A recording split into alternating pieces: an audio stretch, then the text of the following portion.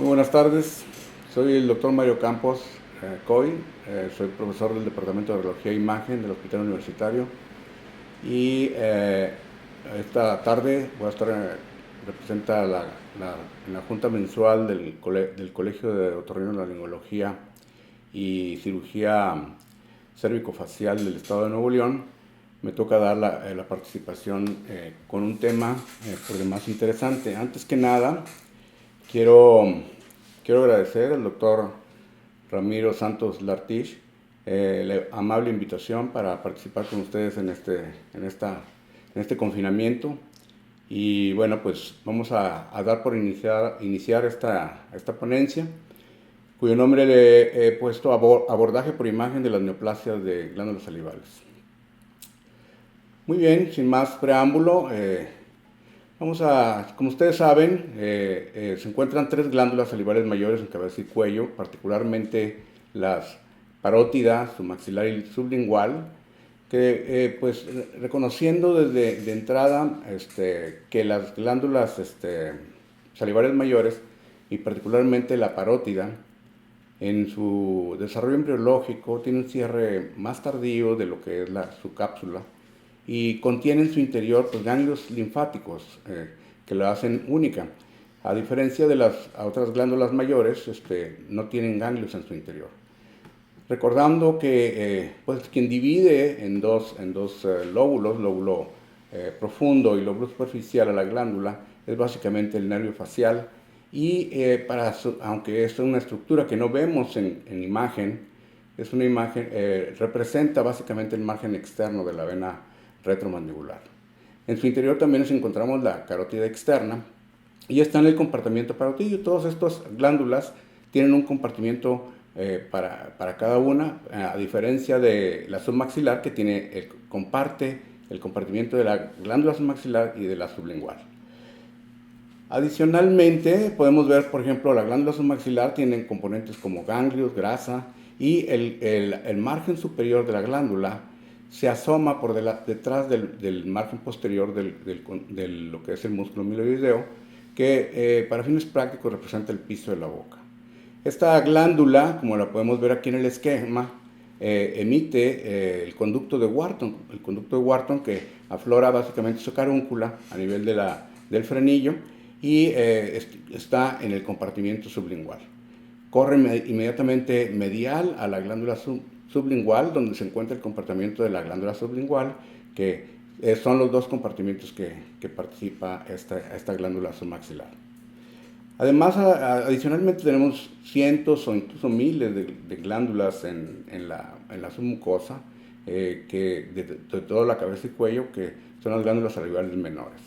Proveen de una secreción seromucosa muy importante y están distribuidas en todas las áreas de la cabeza y cuello. A manera de introducción, vamos a hablar que las neoplasias de glándulas salivales no son comunes, para empezar. El 3% de todos los tumores representa el 3% de todos los tumores de cabeza y cuello. Y lo cual, pues bueno, no lo hace muy frecuente, sin embargo, nada más que vean que el 80% de todas las glándulas, de todas las tumores de glándulas salivales, se encuentran ubicados en la parótida, ¿sí? Entonces, esto lo hace y hay una máxima en clínica con respecto a las glándulas salivales, que a menor tamaño de la glándula, mayor probabilidad de ser maligna.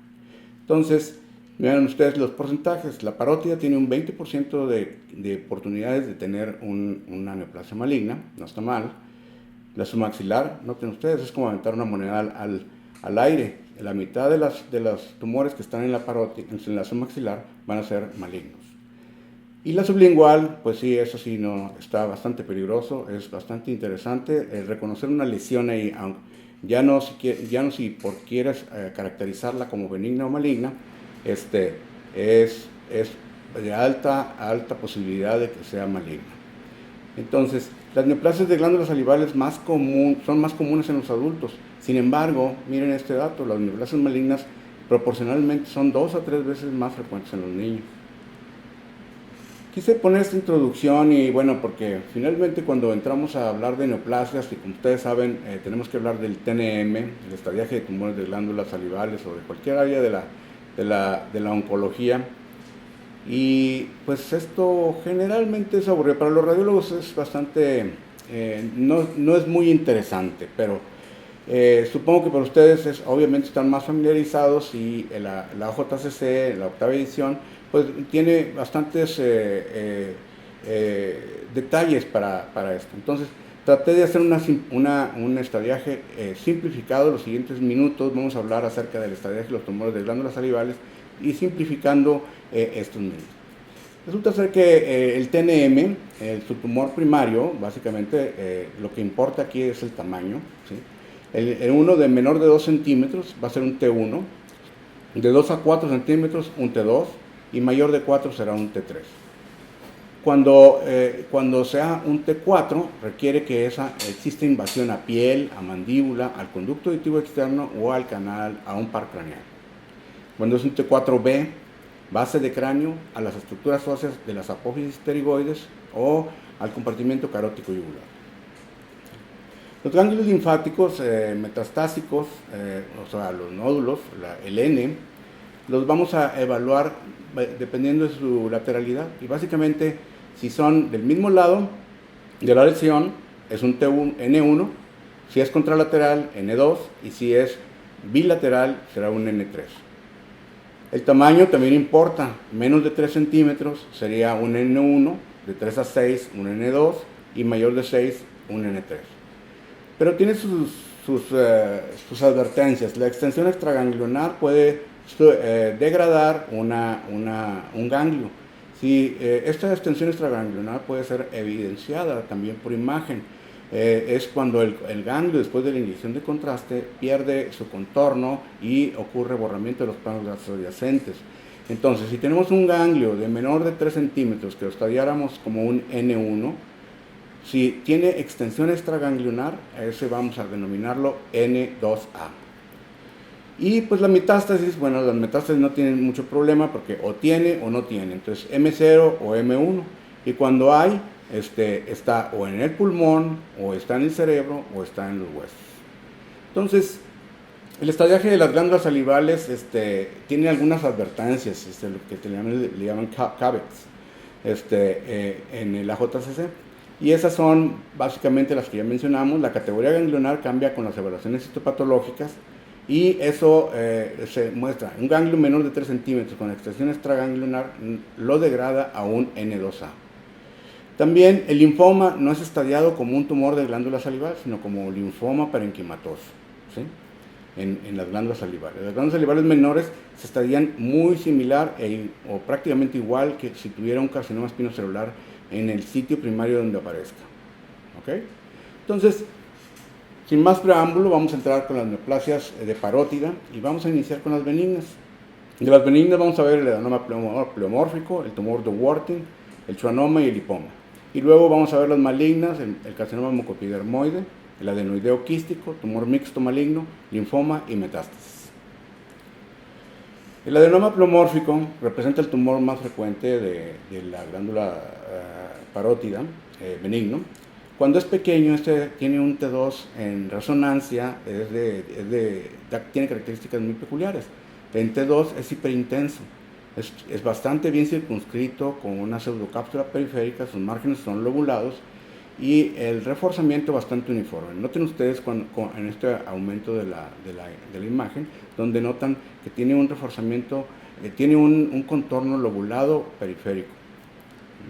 Cuando son grandes, estas tienen un reforzamiento del material de contraste de gadolinio homogéneo y toman una configuración en pera porque la parte más adelgazada queda precisamente en el estrecho que queda entre el margen posterior de la mandíbula y la apófisis estiloides. Generalmente estos tumores del lóbulo profundo de la parótida toman esta configuración y producen no masa hacia la superficie de la cara, sino hacia la cavidad oral y desplazan la fosa amigdalina, generando la hacen visible y desplazada. Como les mencionaba, tienen como quiera un reforzamiento homogéneo. El segundo tumor más frecuente, benigno, es el tumor de Warthin, es el cistoadenoma papilar linfomatoso. Es un tumor peculiar, es un tumor que que es benigno, se presenta más frecuente en hombres, en adultos, por alrededor de los 40, y se asocia a fumadores. Este tumor tiene las características de ser multifocal, o sea, puede estar multifocal en una sola glándula o puede estar en ambas glándulas parótidas, ¿sí? Como pueden ver aquí en la imagen, esta tumoración es una tumoración de contornos bien definidos, sus márgenes son lisos, suaves, se distingue perfectamente bien de lo que es la glándula parótida, ¿sí? Hay un nítido contraste entre lo que es tumor y lo que es lesión. Y si ustedes se fijan, está ubicado en la cola de la parótida, realmente está muy próxima al ángulo de la mandíbula. Es homogéneo en su textura y bastante bien se puede discriminar entre el tumor y la glándula. Comúnmente, ya lo mencioné, pueden estar, por ejemplo también está en la cola de la parótida y tiene áreas de menor densidad en su interior. El contorno sigue siendo bastante bien definido y contrasta perfectamente bien con el reforzamiento que tiene con la glándula parótida. Sin embargo, esta lesión no leyó el libro. Hay una secuencia que utilizamos con frecuencia, que es el mapa de ADC, que es una herramienta dependiente de difusión, que la utilizamos para determinar la celularidad de la lesión. Y generalmente los tumores malignos tienen una mayor celularidad y los tumores benignos tienen una celularidad menor. Entonces, el mapa de ADC nos da valores bajos en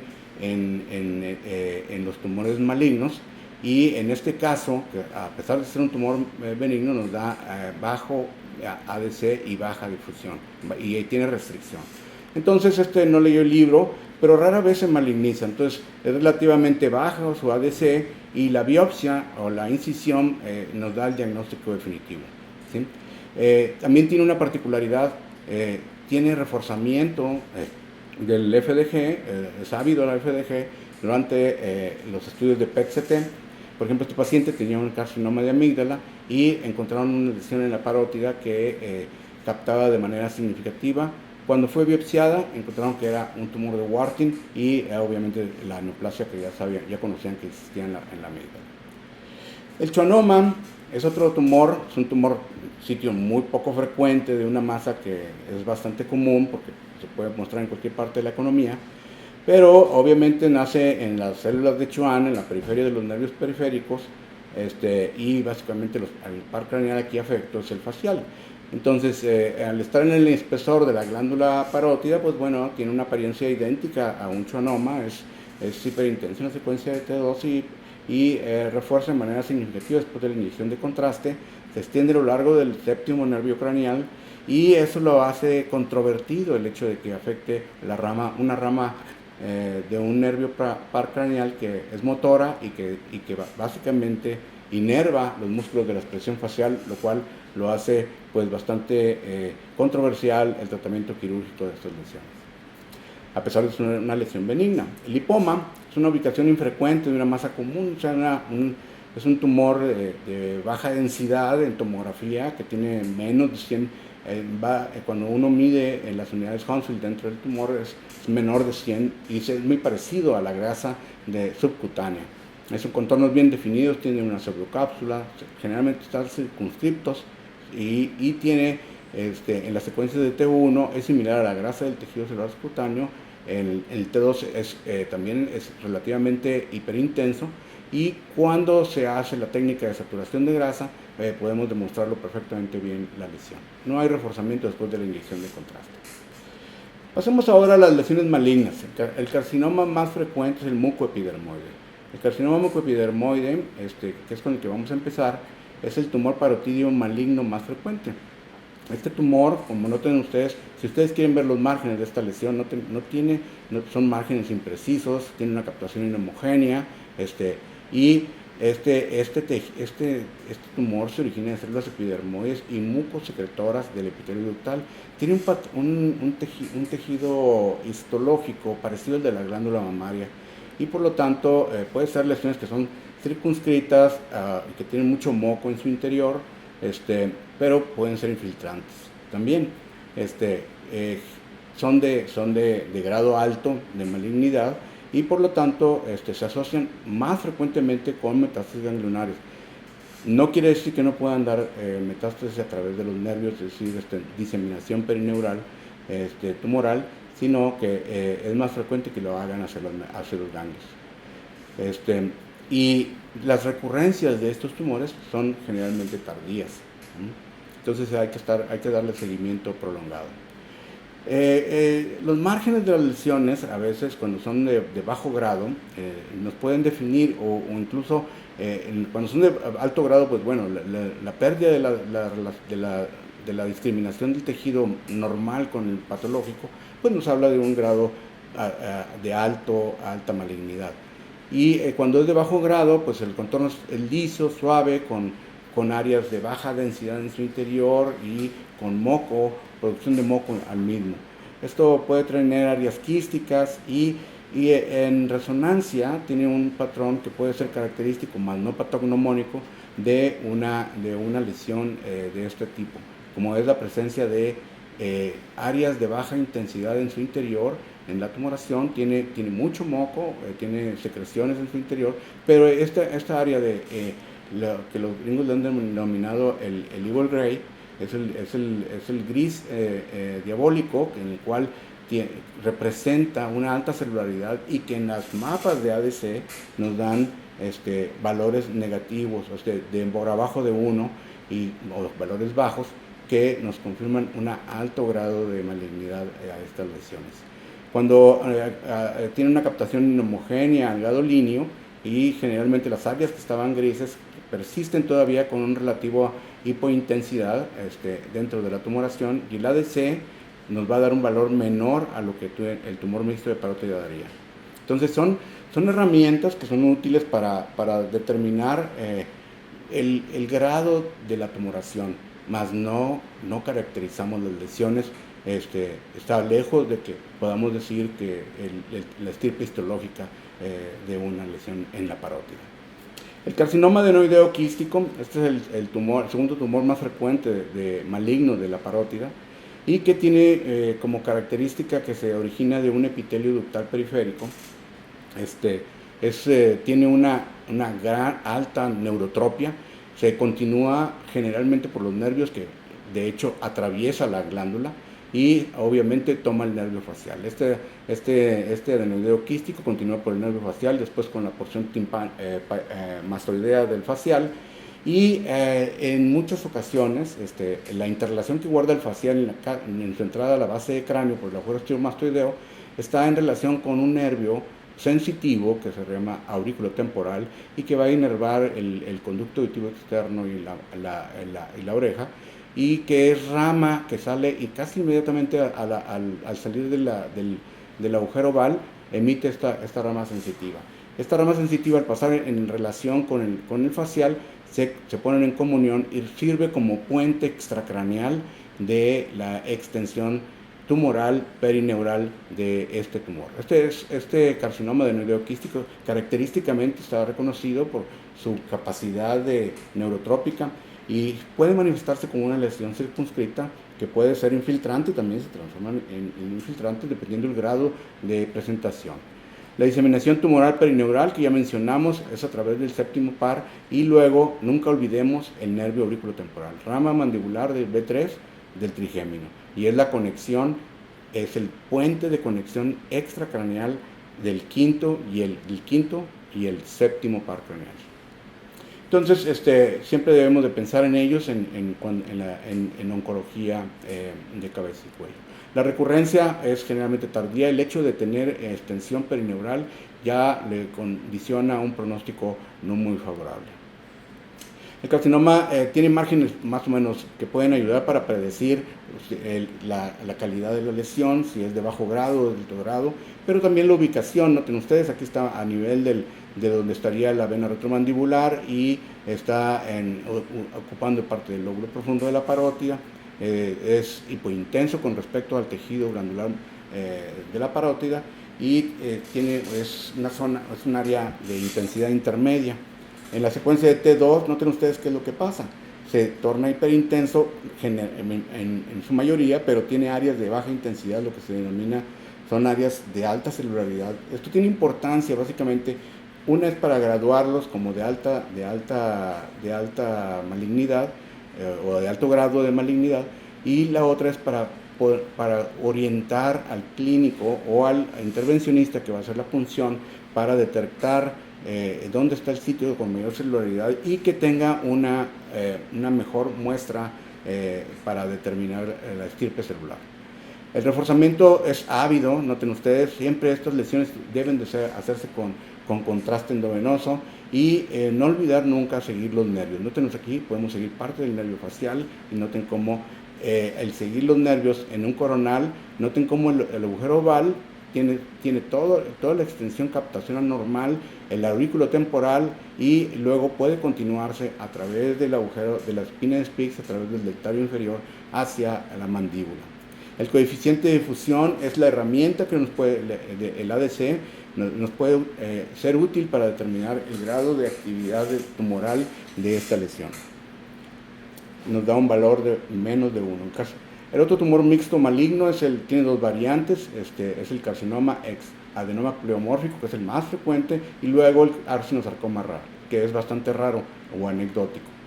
Temprano, esto imita a un tumor mixto benigno, sin embargo puede tener áreas de intensidad baja en la secuencia de T2, por eso la resonancia puede ser bastante útil. Aquí tenemos un TAC donde vemos que no hay diferenciación entre el tejido de la tumoración y la glándula ni el músculo. El coeficiente de difusión aparente nos va a dar una baja valor por abajo de 1, y eso nos indica alta celularidad de la lesión. Un breve comentario acerca del linfoma. El linfoma no-Hodgkin se presenta de tres formas. Una es como ganglionar primario, el otro es como sistémico, y por último como parenquimatoso primario, ¿sí? El ganglionar son masas intraparotídeas múltiples definidas, a veces pueden ser bilaterales, como se muestra en este paciente. Son imágenes ganglionares aumentados de tamaño, de contornos bien definidos y homogéneos. La adenopatía cervical puede estar asociada, como se muestra en este mismo, y que tiene adenopatía y ya se considera una linfoma no-Hodgkin de tipo sistémico. El problema viene cuando se hace de tipo parenquimatoso, en el cual afecta la glándula, se diferencia mucho, cualquiera podría decir que esto podría ser un adenodeo quístico. Necesita que pongamos la aguja ahí en el sitio para poder determinar qué tipo de lesión es. Las metástasis también son un factor importante de diagnóstico diferencial que debemos considerar. Los ganglios intraparotídeos y periparotídeos son sitios de drenaje de primer orden de la región periauricular, del conducto auditivo externo, de la oreja, o bien de lo que es la región frontal, temporal, de los párpados, o incluso la piel de la cara, y nos puede dar metástasis a las parótidas. Las parótidas, como ustedes saben, embriológicamente tienen ganglios en su interior, y eso es lo que les da esta vulnerabilidad. Por ejemplo, este ganglio tiene necrosis central con captación periférica, y asociado a existe una tumoración fungoide del que está dentro del conducto auditivo externo, que erosiona el mismo y que es un carcinoma espinocelular. Sin embargo, el hecho de que afecten la cara o los párpados o la piel de la cara, tenemos que puede haber ganglios con reforzamiento significativo y que representa, como en este caso, un melanoma recidivante del párpado inferior. Entonces, siempre que tengan ganglios en la parótida, piensen en carcinoma espinocelular y melanoma.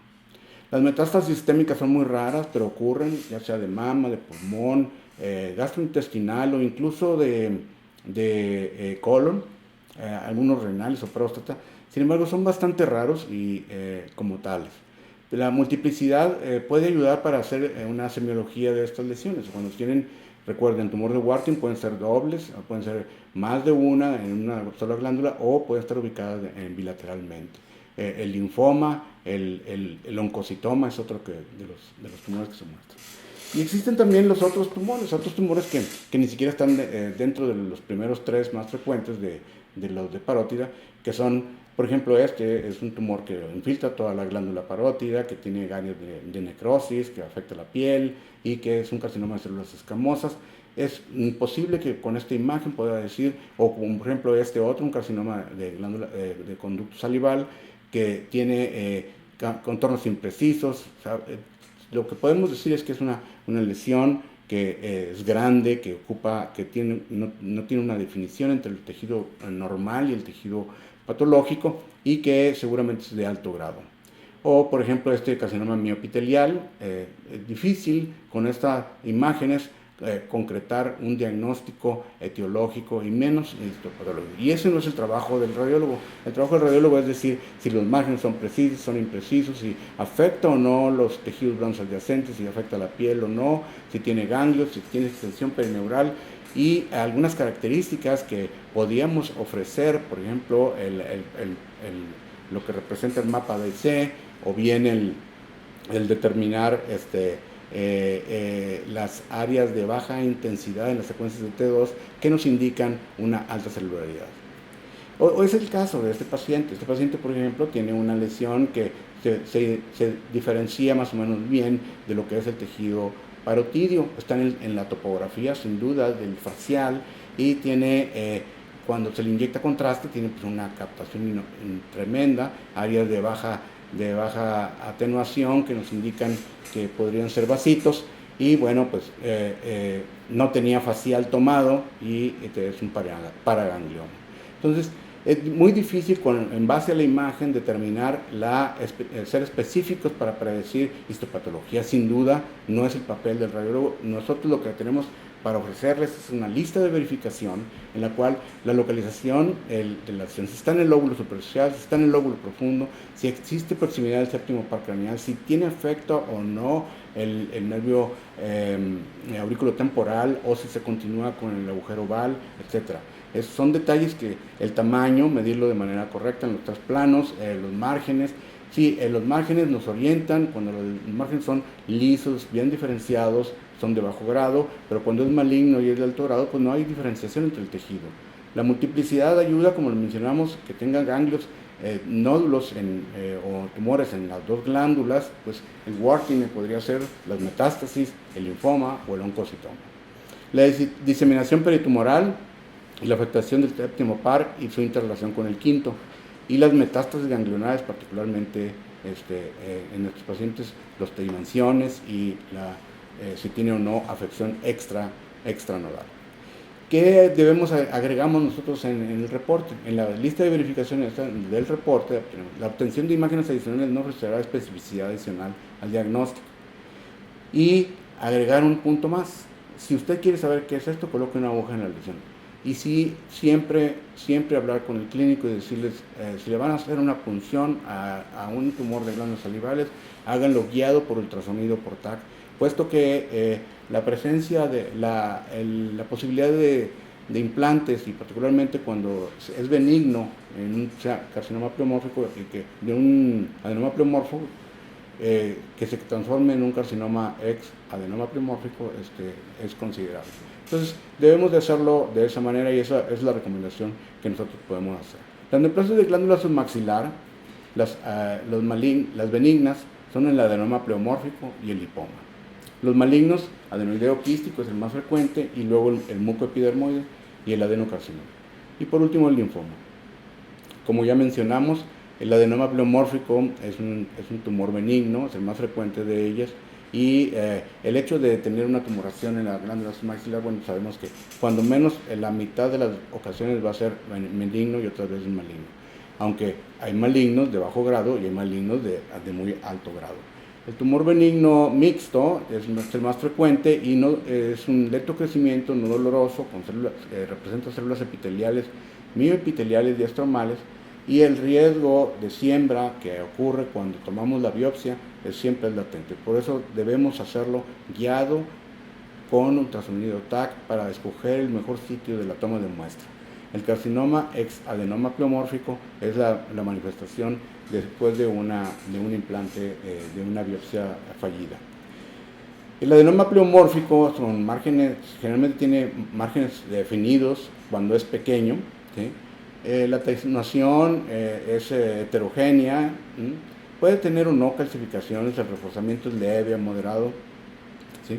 En resonancia es hipointenso en la secuencia de T1, como pueden ver aquí, y en la T2, este adenoma pleomórfico que está comprobado, es hiperintenso en la secuencia de T2. Sin embargo, noten ustedes en el horario del reloj de 3 a 6, noten cómo hay una indefinición del contorno con áreas de baja intensidad, y esto te mueve a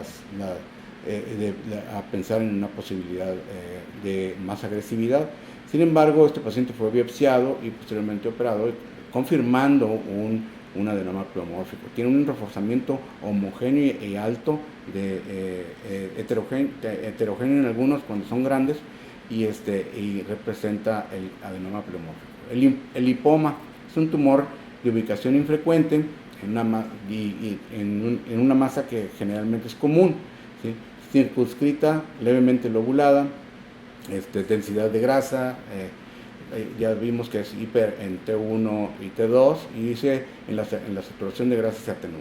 No refuerza la inyección de contraste y múltiple es muy raro.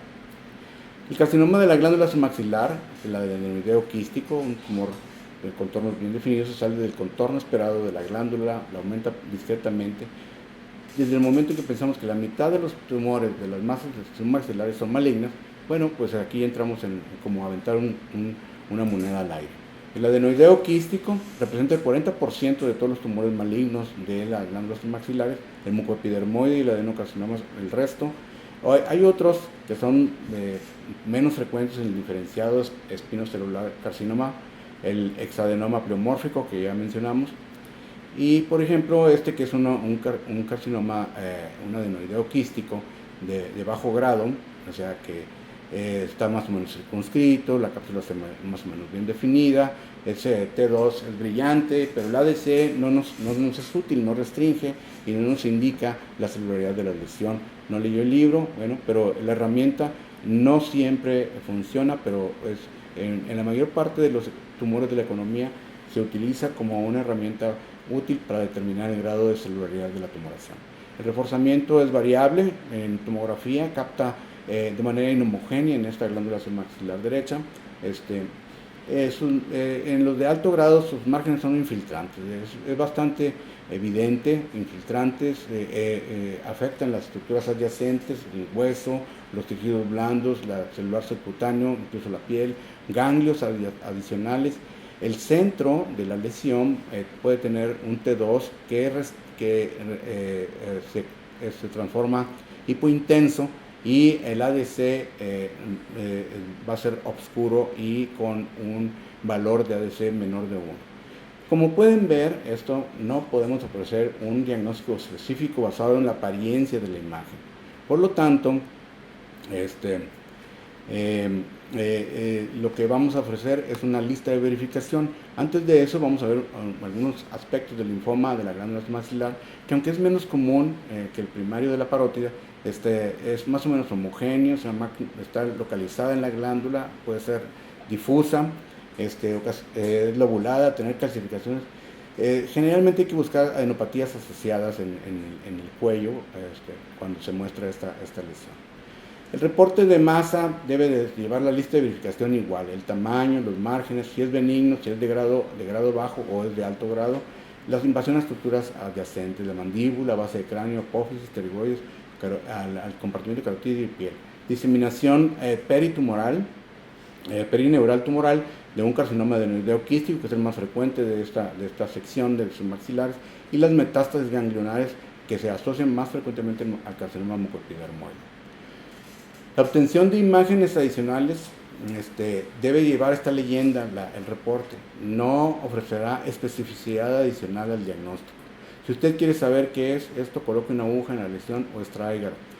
Siempre procuren que esto sea guiado por ultrasonido o tomografía computada, y eso creo que podría ser la participación más exitosa para nosotros. El tumor, las neoplasias de la glándula sublingual, pues nada más desde el momento en que pensamos que el 60-80% de los tumores o neoplasias de la glándula sublingual son malignas, cuando tenemos una tumoración, pues no estamos buscando si es benigna o maligna. Sin embargo, hay características que sugieren que son benignas. Entre ellas es el tumor mixto benigno, que es el más frecuente, y generalmente depende de la glándula o de las glándulas accesorias de la mucosa en ese sitio, y se parece el tumor a cualquier tumor mixto en otro sitio. Tiene riesgo de siembra, por lo tanto hay que hacerlo de manera guiada, o en este caso y en particular en esta región, yo creo que esto no tiene vuelta de hoja.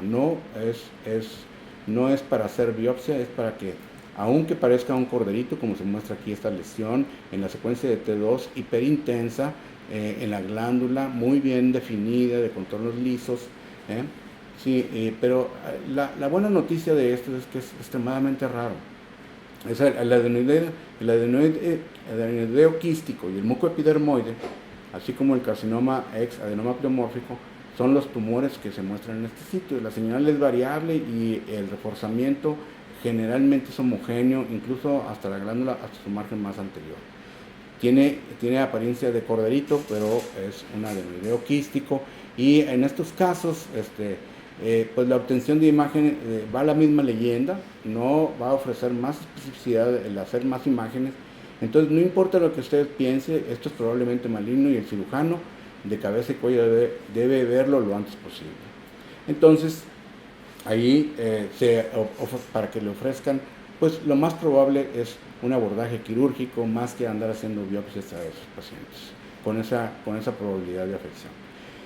Las glándulas salivales menores existen entre 800 y 1000 glándulas. Son glándulas tubuloalveolares con secreción seromucosa y mucosa, ubicadas en la submucosa de cabeza y cuello. Tenemos en labios, carrillos, paladar duro, blando, base de lengua, trígono retromolar, e incluso en la región peritonsilar, sinonasal o nasofaringe, y algunas ectópicas en el espacio parafaringe. ¿Qué es lo que pasa con esto? Bueno, la malignidad de las glándulas salivales menores se va a determinar básicamente, se va a estudiar o se va a estadiar igual que si fuese un carcinoma espinocelular de las mucosas de los senos paranasales o de la región de cabeza y cuello afecta. El adenoideo quístico, el adenocarcinoma y el mucoepidermoide son los más comúnmente afectos, pero noten ustedes, este es un carcinosarcoma, una lesión muy agresiva, que tiene ya aparente erosión hacia la base del cráneo, demostrar que hay extensión, y aquí ya es un T4B, que afecta la base del cráneo, afecta el clivus, con erosión y patrón infiltrante, y determinar si hay o no extensión perineural del tumor. Por último, vamos a hablar de la diseminación perineural tumoral. Ya lo vengo mencionando en las diferentes áreas. Sin embargo, este puente extracraneal de extensión perineural de los tumores de cabeza y cuello, y particularmente de las glándulas salivales, ocurre entre el séptimo y el quinto par. Del quinto par participan el nervio B2, que es el maxilar superior, y el maxilar inferior o mandibular. El nervio facial, como vemos aquí en el esquema, el tumor en la parótida tiene neurotropia, crece y sube a través de la porción mastoidea del nervio facial, y aquí el nervio expande el orificio o no. Entonces, para poder demostrar estos tumores necesitamos contraste sin duda. Esta lesión sube por el facial, y luego cuando el facial es cruzado por la rama sensitiva del nervio mandibular, que es B3, que se llama aurículo temporal, y contacta con el facial, aquí generan la conexión o el puente, y esto puede hacer que este tumor que estaba en la parótida ingrese a través del nervio mandibular hasta llegar al cráneo, hacia arriba, al ganglio de Gasser, o bien hacia abajo, continuándose con la mandíbula a través del nervio dentario inferior. Noten con este caso vamos a reconocer muy bien la extensión. Es un adenoideo quístico operado, que viene a control. En la inyección de contraste, noten cómo las venas tienen gadolinio, y tiene una captación homogénea del lecho tumoral, que está inmediatamente por detrás del cuello del cóndilo mandibular, y que se continúa en el margen medial del compartimiento masticador.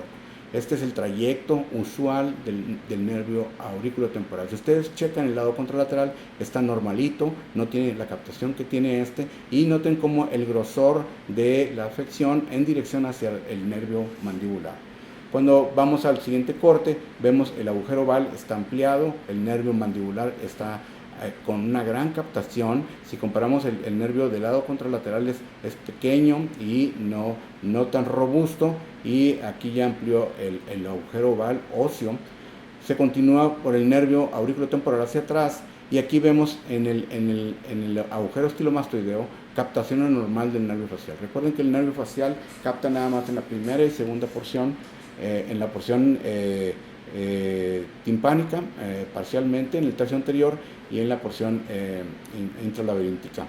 El nervio en la porción de la cascada del facial o la porción mastoidea no capta. Si ustedes ven el nervio facial del lado contralateral, no tiene reforzamiento, y este sí. Entonces es gadolíneo, ya está en el séptimo y el quinto. Este es el puente ya generado, y luego de venir de aquí del nervio mandibular, al bajar hacia la espina de Spix en la mandíbula, noten cómo ya erosionó el canal mandibular del nervio dentario inferior, y se continúa hacia abajo a través del tejido esponjoso, en todo el trayecto del mismo, invadiendo el tejido esponjoso de esto. Esta es la extensión perineural de un tumor adenoideo quístico con una gran neurotropia. Pero esto no solamente lo puede hacer el adenoideo quístico, sino también lo hace cualquiera de los otros carcinomas de estas áreas de los tumores de glándulas salivales. No olviden acerca del nervio auriculotemporal, es el puente extracraneal. Intracranealmente, el petroso superficial mayor es el puente entre el quinto y el séptimo par craneal, pero extracranealmente es el nervio auriculotemporal en su cruce con el facial, y aquí se unen para continuar después hacia la porción intrapetrosa del canal de Falopio en el peñasco del facial. En resumen, hicimos una visión general de neoplasias de glándulas salivales de parótida, submaxilar, sublingual y glándulas salivales menores. Buscamos cosas que hagan visible la enfermedad, básicamente determinemos con T2 si el tejido que es más celular se note hipointenso, y el ADC, el valor de ADC, el mapeo, que nos indique un valor menor a 1, que nos va a dar la graduación de esa neoplasia, si es de un grado de alto grado o es de bajo grado. Buscamos diseminación perineural, como entre la comunicación de los dos pares craneales que se unen y forman parte del puente extracraneal, que son el mandibular y el facial, el auriculotemporal y el facial se juntan, rama del mandibular, para generar la conexión de este tumor, que tiene una gran afinidad por los nervios. Realizamos conceptos clínicos como a menor tamaño de la glándula, más probable la masa sea maligna, y la otra es que los niños tienen 2 a 3 veces más frecuencia, con más frecuencia malignidad que los adultos en las glándulas salivales. El papel de la imagen, tenemos la lista de verificación, que es lo que vamos a dictar con el tamaño, márgenes, la extensión perineural, el comportamiento de las lesiones con las diferentes secuencias, y buscando las dimensiones de los ganglios y demás para estadiaje, planeación de la misma, particularmente cuando detectamos áreas hipointensas en la secuencia de T2, podemos invitar a poner una aguja en ese sitio y obtener la mejor muestra del tejido en las neoplasias que necesitamos demostrar el comportamiento biológico de la misma. La biopsia, para encontrar la respuesta, esto debe estar guiado generalmente por ultrasonido o resonancia, y siempre estar en contacto con el cirujano de cabeza y cuello. Con esto termino mi presentación. Muchas gracias por su atención, y muy agradecido por la invitación y espero que estén todos mis amigos otorrinos bien. Les mando un caluroso abrazo y estamos en contacto. Nos vemos pronto. Gracias.